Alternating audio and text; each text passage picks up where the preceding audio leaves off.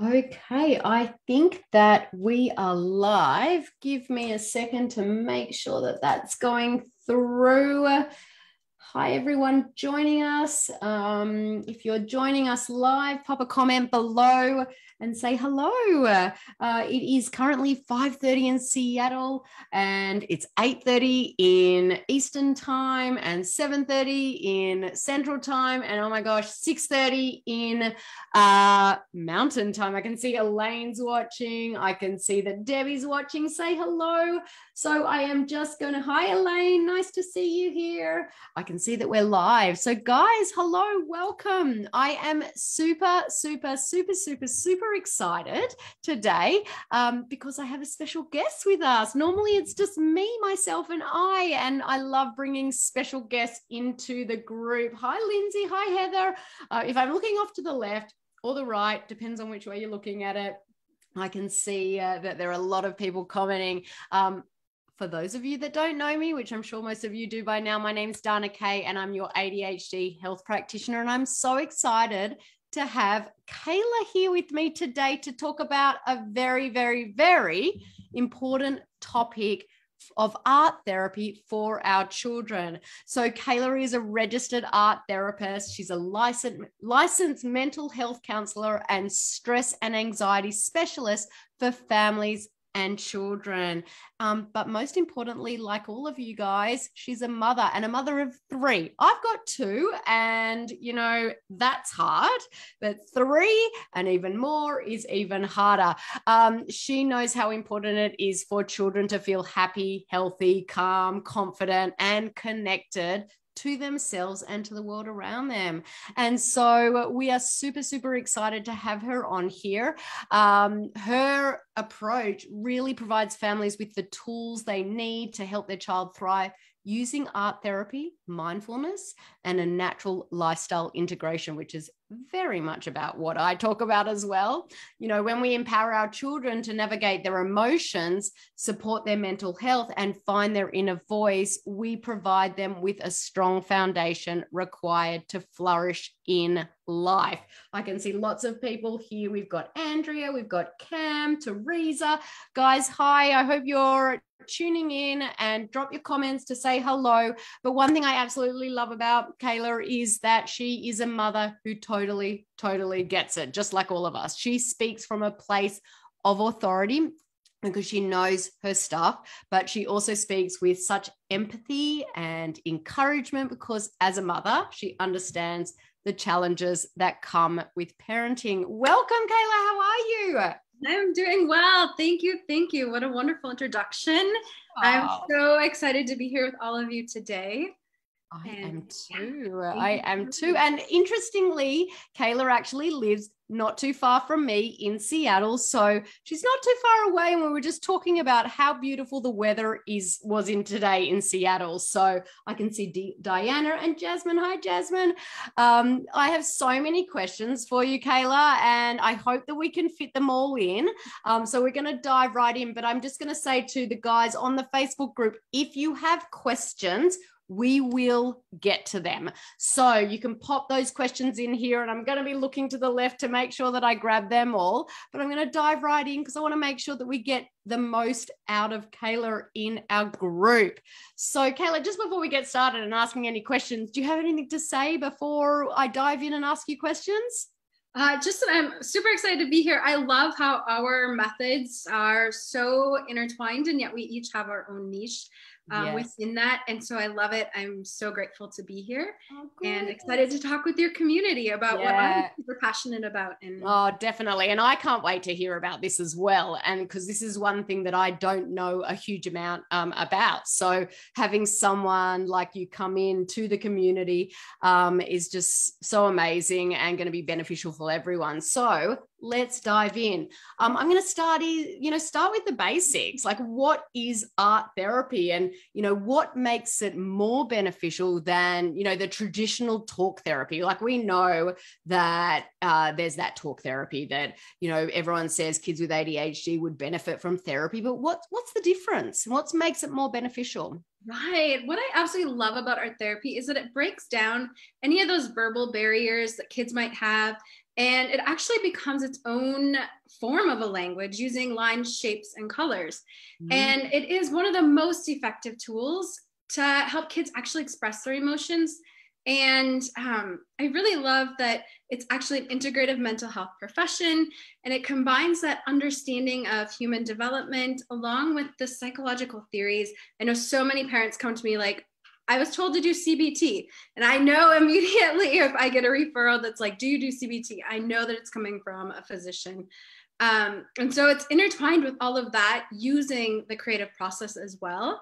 It can be really uncomfortable for, even adults to walk into a therapy room, and for kids, it's like, why am I doing this? What's this going to do? Just another person to talk to.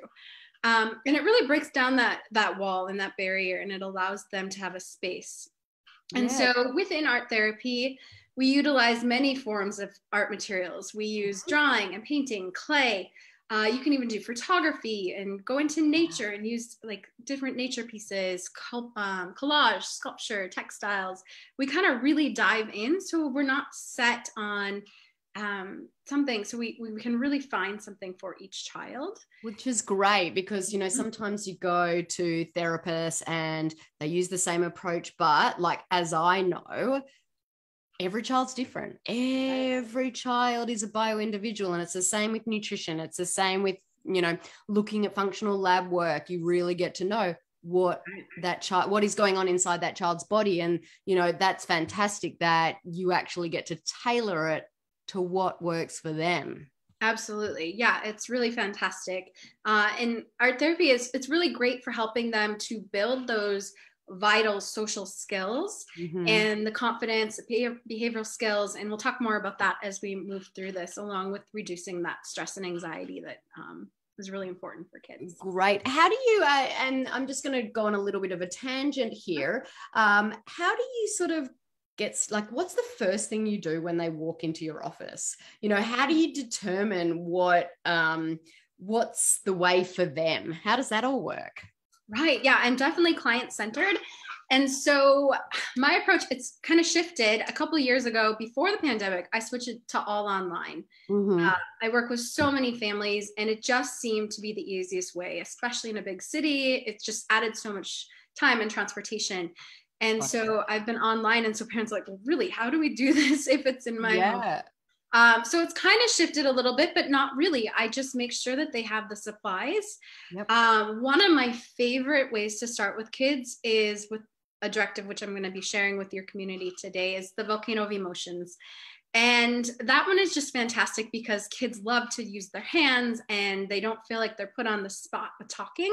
And so that's usually what I like to start with. Oh, good. Well, I'm glad that you're sharing that with the community today, because they're probably going to ask, well, how do we get started? The volcano of emotions. Yes, it's absolutely one of my favorites. I always ask the kids what kind of art they like to do, if there's any materials they don't like to touch. So we really dive in and kind of figure out what works well for them, and then we move through. Oh, that's fantastic. So tell us, why is art therapy, beneficial for kids with ADHD and anxiety? Right. So often kids with ADHD struggle with intense emotions and difficulty expressing those emotions, behaviors, social skills, impulse control, and all of that leads to like the low self-esteem. And oftentimes ADHD comes with a coexisting diagnosis. It does. Anxiety, depression, OCD, sensory processing, the ODD, the oppositional defiant, and learning disabilities. And so the art therapy becomes that space for them. And so like thinking about kids in general, but even kids more so with anxiety or ADHD, there's that acting out that happens so often in classrooms. Because I just say one thing, and I'm going to interrupt you there, and I'm sorry that I'm interrupting you. I don't normally do, but I was speaking to a family just a couple of days ago, and they said that they went and got diagnosed, and their kid has like strong emotions and everything, and the neuropsychologist said that, oh, sorry, emotional dysregulation, that's not ADHD. That doesn't come with ADHD, which I found so bizarre because, as you said, you know, a lot of the time that emotional side does come with it. So yeah, so continue. Sorry, I just had to share that. Absolutely. And that's what is so hard and so frustrating about the system, is that not everyone, like they kind of get set in their way or their way that they learned. And then that's what the feedback you get. And so just like you hear so many doctors talk about medication is the only way. I hear that all the time. Anxiety, medication is the only way. And it's not.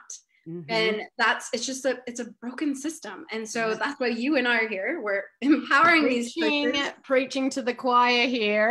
Right. Yes. Absolutely. And I'm always like, nope. I used to have anxiety and panic attacks and I did not take medication. So there is a way. There's absolutely a way. It might take some figuring out. And that's no need to like shame anyone that uses medication. Totally. It's just to let you know that there are more options, because I feel like it becomes so limited in what people are told you can do. Oh, totally. And, you know, I think that it's like any journey, you know, I mean, we started with medication with my son and that we were told that that was the only way. And so, but whenever you get to that point of it, for some families, it works perfectly. And that is fantastic. For other families, it's just that constant adjusting the dose and new medication to treat the symptoms. But anyway, we're not talking about medication today. Right. Yeah, sorry, totally. We're talking about art therapy. Right. Yeah. So when we look at this, the thing about anxiety and ADHD is that they can present in so many of the same ways, right? The inability to focus, the fidgety, the irritability. And so it's really important for them to get that proper assessment so that we know what's happening for your child.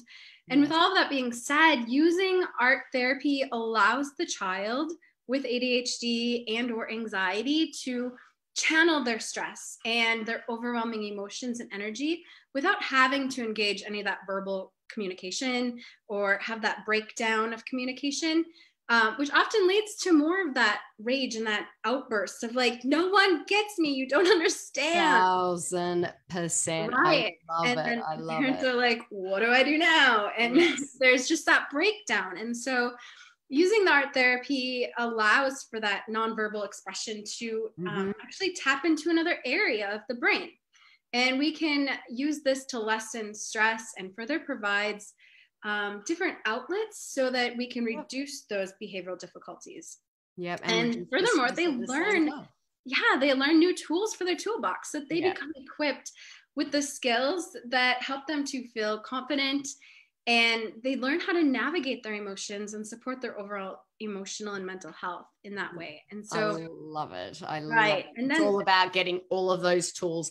And I'm gonna give you a pie analogy, and I'm gonna come back to that. But Elaine was asking, what is the age gap for clients, and can this be used as a family? Absolutely. You can do art therapy as a family or individually, and there really is no age. I know I work with kids. I also work with moms a lot. And so whenever I talk about art therapy, people are like, oh, you must work with kids. And it's absolutely not. It's a wide range of ages. That's great. And I love those adult coloring in books. You know, it's kind of like meditation. So as a parent, you know, if you're in a stress and you need to bring yourself down, those adult coloring books that, you know, that really helps with it.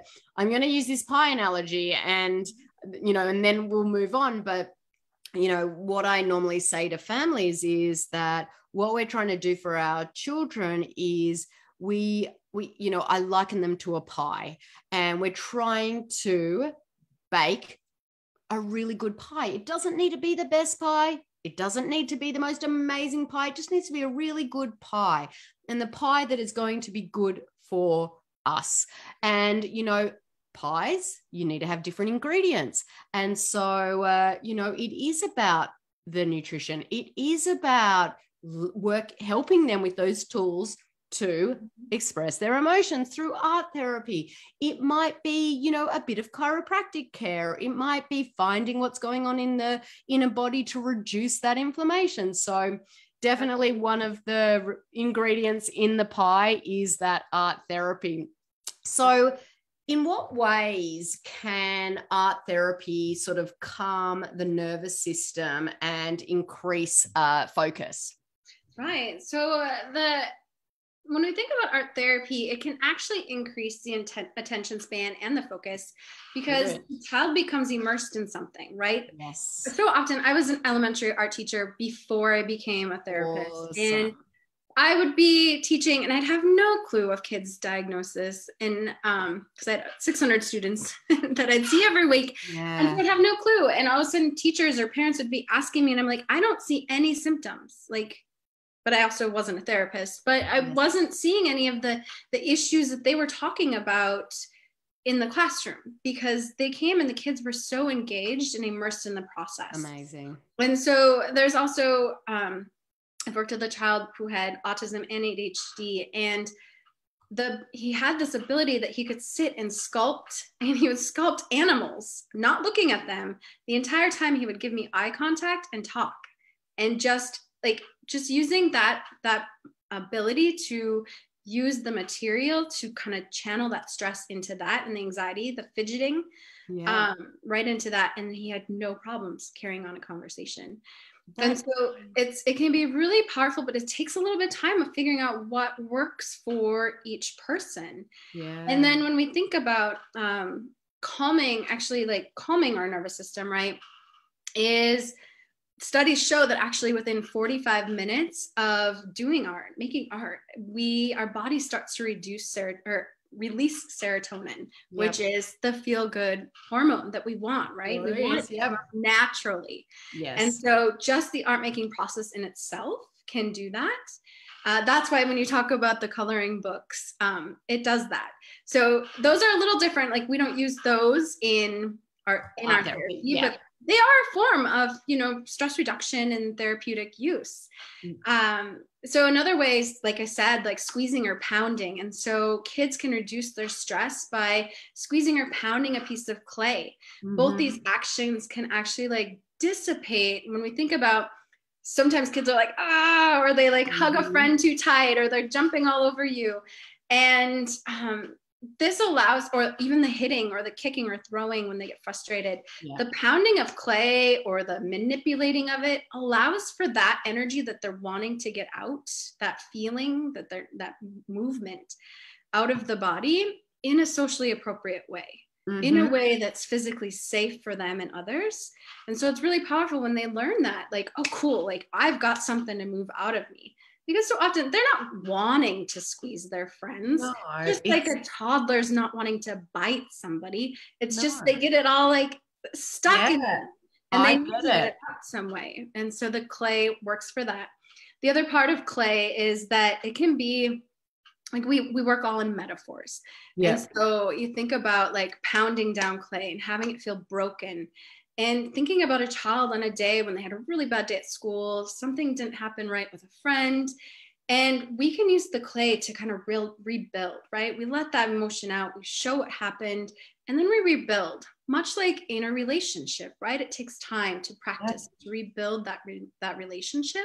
So they get to really see what happens and what it feels like to actually move through that. So I love clay. People can do those easily at home.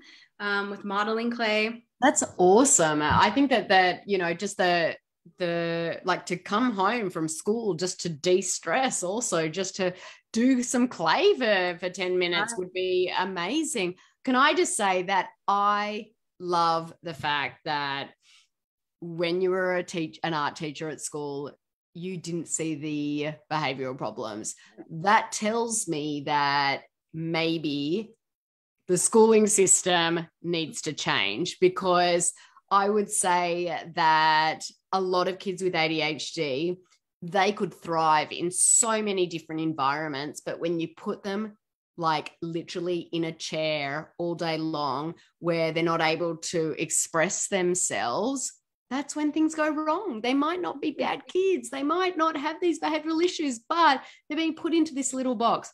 I think again, that's a tangent. And I do absolutely. And the classes that they're taken out of because they're in trouble or they're behind is the art, the music, the FIAD, the things that help them Yeah. and they feel success in, they're taken away from them. I know, which is really so sad. Liz was saying, and Liz, I'm going to say this because I said the same thing. She was saying, Kayla, love the art canvas on your wall. Was that part of your art therapy? I asked Kayla that when we jumped on Zoom, and I'm like, oh, who drew the thing on the wall, the canvas on the wall? And Kayla, who drew it? It's one of mine. I've done a lot of work with motherhood and kind of processing my own relationship around that with my art. So my kids are always like, is it me? Is it me? Oh, that is awesome. So how can parents support their child with the art process at home? Right. So I wanted to also, one more thing on the last part we were on is that I wanted to talk a bit more about, so often we look at the deficits or things that we're trying to fix, right, with kids when they're struggling. Very true. And I'm a strength-based therapist. Like I don't like to use diagnoses because of that. Like I don't like the label. Yep. And so I like to hone in on their strengths. And there's so many strengths that come with kids who have ADHD and anxiety. And so often we overlook them. And so I like to focus on like making a superhero that focuses on their superpowers. And what did they have that other kids don't have? They have extra sense powers, like it's different for everyone, or they're extra sensitive to sounds and taste and energy in the room. And so I just wanted to touch on that too, that's just another part of like letting the art therapy allow them to be in control and like recreate that feeling of who they are. Oh, I love it. I love it. I love it. We are actually in the final stages of building out a course for the kids. So, when we go through this diet changes process with the families, the parents just tell the kids, well, you just got to go gluten, dairy, and soy free. And the kids are, they're not bought into it. So we're actually creating a course for the kids. But part of that is their superpowers. So there's 4 or 5 lessons in this course that teaches them all about their superpowers. So I absolutely love it. And I think that that's wonderful. So definitely speaking to my heart there. So your question, the art process at home. Absolutely. Creating a space in your home that feels inviting and not overwhelming. It doesn't need to be anything big or like grandiose of some way. It actually, less is more, right? Like we want that desk or that space that they can kind of be sketch pads, watercolor, pastels, modeling clay. And if we look on focusing on the process over product. So when you go to an art class, it's all about the product, right? When we go to art therapy, it's all about the process of creating. And so let them get messy, make the space a space that they can do that. If they choose, some choose that they don't like to get messy. So your child, you can talk with them about what feels right. Let them ruin or be destructive with a piece of paper. Don't be concerned about like, oh no, they've went too far or they've done this. It's okay. It's okay to have a space to feel like you can go too far, right? It's okay to have that space for that. I'm thinking about where I could possibly do that in my house. I'm a very clean person. And I'm like, oh my gosh, where could I do that? But I totally agree with you. Like kids have so many boundaries that they have to like stay within, at school and at home and playing with friends and all of that sort of stuff. So having somewhere, that they can just let loose totally makes sense. Right. And to make that easier for you, watercolor paints. There's some really great ones like Praying, easy, inexpensive, and easy to clean up, wet wipes. And there's water-based oil pastels, easy to clean up again if they get on anything. So there's absolutely ways you can still work around having space for yourself as well. I know my kids, we have an art studio, and so they're always in there, but I feel like they're making art everywhere in our house. So, but I do get that. Also, when they're creating art, be curious without any judgments. So avoiding those judgment words, even if it's well-intentioned. So avoiding like, wow, that's so beautiful. Or like avoiding that and asking questions instead of, if your image had a name, what would it be? Or be curious about like, tell me more about these animals, or what does this mark mean to you? And can really like start to build that connection and that conversation versus I'm proud of you because you did this. making it more about the kid being able to explain their story and where they're coming from. Talk about the feelings that come up. It's important to not be afraid of our children's feelings, and validate them, listen, and don't dismiss. And I know that it's really easy to be like, oh, it's okay that you don't like it. But instead really focus on not trying to fix it, and instead be like, I see that you're frustrated, and if there was anything you could change about it, what might that be? Just making sure that we're not trying to dismiss where they're at with it. What would you like different versus, well, I really like it, it's fine. And again, this is different for when you're doing it as a therapeutic process versus if they were in an art class or something. That's amazing. And I think, it is. We are, as parents, we're like, we don't want them to hurt, or we don't, we're like, oh, that's amazing. Oh, it's so beautiful. But I love the idea of just opening up that conversation and not making it about you trying to give them compliments rather than them drive the conversation in, what's actually happening right now. It's okay for them to feel uncomfortable. And it's okay for that to happen, right? That's where they start to learn, like, oh, I can feel really scared and still talk to mom. She's going to be okay with my feelings. She can handle my feelings. Oh, I love it. So with that, I did I have a little guide you guys will be able to get. It's a special guide, walks you through emotions and what they might feel like in your body, identifying triggers, noticing how you react in the moment. I've included different tools that you can practice. I can kind of jump through here a little bit. I don't know if you can see it. Look at that. That's how good. How cool is that? Yeah, you can get tools to practice, worksheets, track patterns, beliefs. And there's 2 art directives in there. My favorite one, the volcano of emotions. Tell us about that. Yeah, so that one, I love it because the metaphor of the volcano is so powerful. You think of the structure of a volcano and how everything is bubbling up inside and it's building pressure, just like the outside of our body, right? We've got the structure, and inside we've got our feelings and our thoughts and everything that's bubbling up. And sometimes we can go a long time and it doesn't explode. And other times, if we get too much in there, we can't handle it. We're irritated at everything. We're exploding at everything. We're breaking down at the grocery store because we can't get a certain candy. There's all those things. And so with the volcano, we build the volcano. It feels really good to push that clay, to build that structure, reinforce what it feels like in your body, to like, what does my structure feel like? And then we work on, this is going back to that family. Yes, absolutely. Family, do this together. Yes. You'd use some liquid food coloring or liquid paints. Yep. And drop that into your cup. Use baking soda vinegar. Do some deep breathing to help release the emotions inside of you while you witness and watch it explode. And the kids love it. And parents, it feels good too. Like, honestly, my kids, if they feel stressed, they're like, hey, Mom, can we all do the volcano tonight? So I love it. Frequently. And my kids are 3 to 9. So, and they all love it. And so I'm excited for you all to try it and go ahead and experiment. And it's usually materials you most likely have at home. Great. No, I was super excited about that. I definitely will be doing that one this weekend. So I need to download that. I don't have a copy of that yet, so I'm definitely going to download that one for sure. Whoever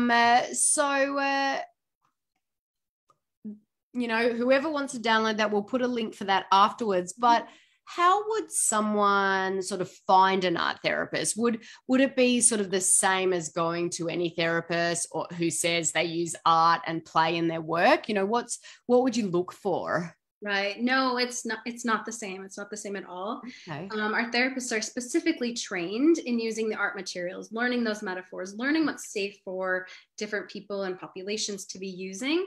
And so we know the risks and the benefits of each material.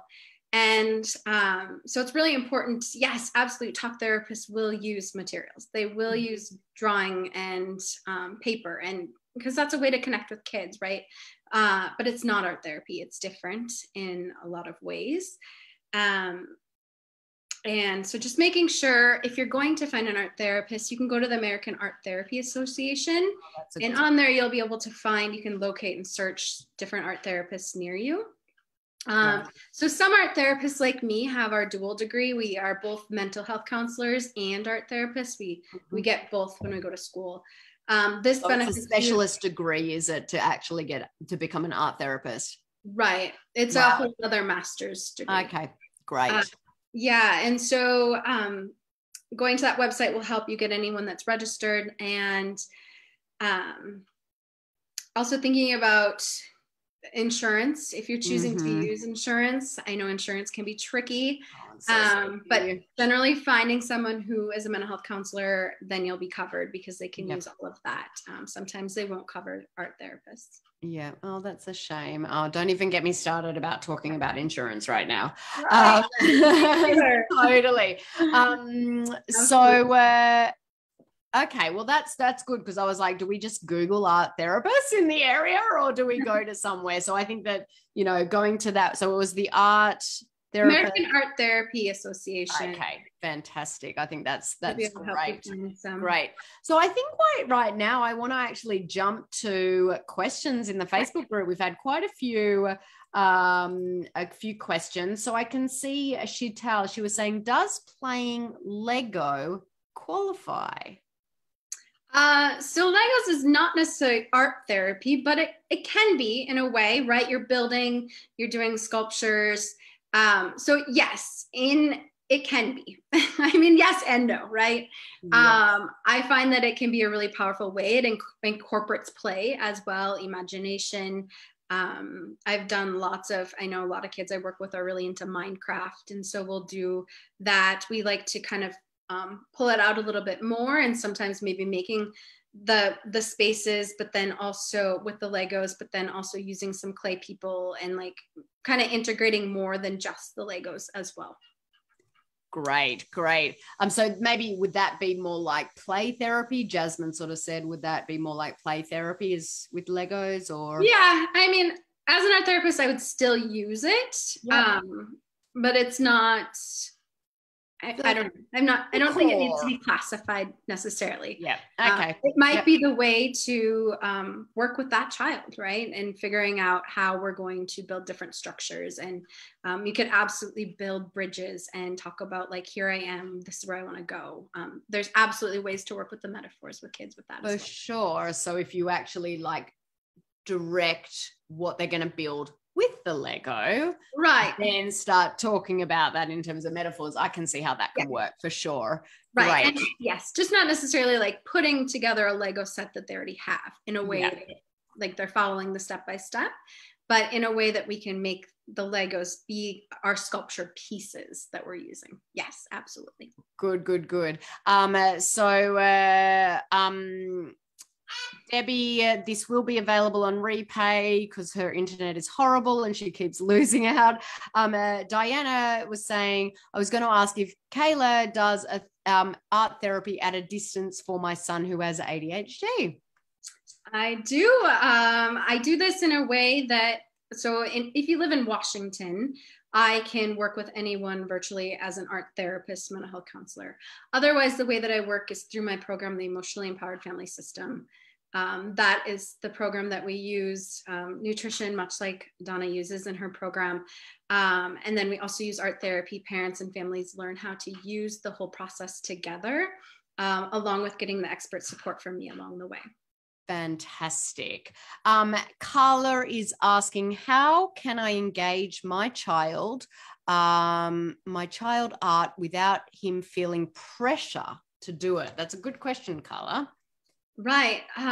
So I think it's going to really go into deciding what kind of materials he might want to use, and approaching it from that perspective first. What interests you? And kind of taking steps forward with that is going to be the best way. I know some kids just are like, I don't like art, because they think of art in a way of art class at school, right? I have to do it a certain way. I have to follow the rules. And so finding what feels exciting to him, go to the art store and look, see if there's a new material that looks exciting. Try and use art materials in a way they've never used before.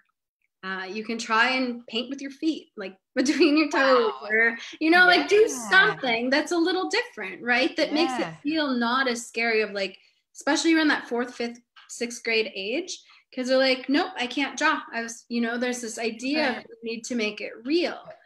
And so trying to take that stress and that barrier down and making it more about the fun and the process of what it feels like. Get messy with them. That is awesome. And Faith was asking a similar question in that, her son hates to do any form of art. And so I think that actually get him in the process to say, I want to get messy. Let's just buy some paint and let's just do whatever we feel like. And, definitely, I think that's fantastic. I'm trying to keep up with the questions. Ling and someone else asked about your website, but we're going to share a link after this that you can download that guide, and that will have all of her details on it. Renee is asking, how do you instruct kids that have OCD tendencies? Oh, see, and again, these get tricky because they're all so different. It really depends on the child. I have a child that I'm working with who won't show their face. And so, we work on like, all right, just give me that thumbs up. If I can at least see that peer up from the computer. And so it really depends on what the OCD is about. Is it about I don't want to get messy? Is it about repetition? What is it about for that child? And so that gets a little trickier to kind of give an overarching, this is what you can do. Yeah, I get that. And, I suppose, once you know what that OCD tendency is, which Renee probably knows about, then choose something else that doesn't have to do with that OCD tendency. Right. You can absolutely shoot me an email. And if you want to give me more information, I'm happy to give you some insight on that as well. Awesome. But it's absolutely a way to help overcome different OCD tendencies as well. So. Great. Liv is asking, is there a specific type of clay you use that is helpful? So you can use, there's a variety. Play-Doh works for in-home, right? Some kids are a little sensitive to the smell. I like to make my own, and then you can add essential oils if you choose. You can also do Model Magic, which doesn't really have a smell. It's really clean. So lots of kids who have more sensory aversions like it. It just isn't air dry, so you can't keep using it over and over. Okay. There's also Sculpey, can be great. That one you have to know that your child's okay with kind of really adding pressure, because Sculpey can kind of come hard. But it can be great, right? You got frustration. We do deep breathing, like, squeezing it and like really let it out. I like that idea, especially when there's kids that are angry and needs to do that. Yeah. Right. So there's different varieties of clays that you can choose on the shelf. I also like to use raw clay if you have availability to that. Even Clay Studios, if you can get yourself into those. Fantastic. Great. So Joy was saying, my child with ADHD loves art. He scribbles a few lines on a paper before moving on to another piece of paper. He prides himself on how many pieces of paper, I love this, he uses rather than developing his drawing. Is there a way to help him stick with it a little longer, or is this what he needs to do? How old is the child? Joy, can you tell us how old is the child? I'll have to see if that pops up. Don't know if they're delayed. Right. He's 8. He's 8. 8. It might be part of their process. You can always encourage, like, wow, I wonder what you see in this space. Or you can kind of try and have the conversation with them a little bit more. I wonder if this had more colors in it. What might it be added? Yeah, to see if they're open to it, but it might be like, I just want to get through it. So it might be dry erase boards, or there's these really cool boards that you can use water. I think it's like that B brand. Okay. Yep. They have the board that you fill these little pens up with water, and then you draw and then it dries. Okay, awesome. Something that they could, get those quick gestural movements out that they're wanting to do, and then keep doing it. Yeah. Or just getting a big ream of paper from Costco that, doesn't feel like a large expense, and allow them to have that space where they can just keep doing what feels right. But again, it kind of depends on your child and where you're at with it. I love the idea of asking him questions about, exploring why he's doing what he's doing and what that feels to him. And yeah, I do like that. We had this desk, I think it was from Pottery Barn, but we got this paper roll from IKEA, and it sat in this thing on the side of the desk, and you pulled it over, and it was just, you could do reams and reams and reams of paper, and my kids absolutely loved it. Faith was saying, thank you. Any idea how to go about getting a doctor on board with this? Sorry, I rent and need a doctor's note to request this as a reasonable accommodation for my kids. So probably, Faith, I assume you're talking about for a 504 or an IEP. I'm going to hand that one over to you, Kayla. We know that sometimes that might be a little bit difficult, but. Right. So before I was in private practice, I was a therapist in a school. And so I did some work with the IEPs as well. And I would write notes. I would just write notes into the teacher or talk with them. So I guess getting on board with a therapist, again, that might have to be a mental health counselor, because you're going with the traditional. So Faith is saying for an emotional support animal, I homeschool. So what I'm a little bit unsure of what you're asking, Faith. In terms of art therapy, let me know. We'll come back to that when she responds. Christine was saying, what can I do if my child who's 5 in kindergarten and always gets into trouble where she's hitting and staying put? She started clonidine yesterday, a half tablet. So Christine, that is, we've all been down. I mean, most people in this group have kids that are diagnosed with ADHD. My best advice to you is you need to start reducing inflammation in her body. You need to start with diet and nutrition. And, even if you start like doing the art therapy alongside of that will give you the best results. But when her body's in a state of inflammation and you're not changing diet and you're not reducing that inflammation, she's going to keep getting in trouble. Because for her, when she's hitting, just like you were talking about with the clay, that's her not wanting to hit. It's actually her needing to get that out of her body. And so my best advice is to start with nutrition, implement some of the strategies that Kayla's been saying. We went down a long journey of medication, and obviously now we're not on it, and we've been able to, reduce his symptoms so much that he doesn't need it anymore. But, Kayla, anything else to add to that? Yeah, it's absolutely important to get to the root cause of what's happening and why it's happening. Because if we just keep giving new tools, it's still not going to give that full support that they're needing. And so I would definitely start with that. Sometimes with school, you can ask if they can have a little thing of clay, like a modeling clay that doesn't dry out, air-based or oil-based, that they can kind of squeeze in their desk. So there are some things that you can try to see if they're allowed to just have that with them as kind of the incentive to stay in their spot. Because you got to kind of figure out, why are they not wanting to stay in their spot, and why is this happening? Are they feeling anxious? Are their body just like, I have to move? Like, what is it? And so absolutely that inflammation piece is important as well. Okay. Yeah, no, totally agree. Faith has come back and said, my kids have issues with anxiety and stress. Their doctor wants to push drugs and says an emotional support animal isn't any form of therapy. I disagree. Where I live, I rent. And in order to have a dog, I need a doctor's note. How can I get this? Even therapists I've taken my kids to say they can't write such a note. Yeah, that might be a difficult one. Kayla, anything? It's going to be dependent on where you live. I know in Seattle, therapists can write that note.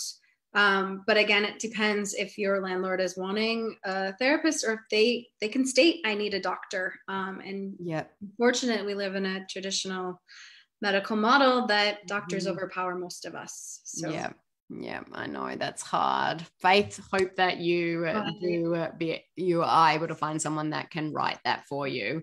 Well, I think that we have answered all the questions. I'm sorry if we've missed any. I can't, it's like, oh, hold on. I think someone just, no.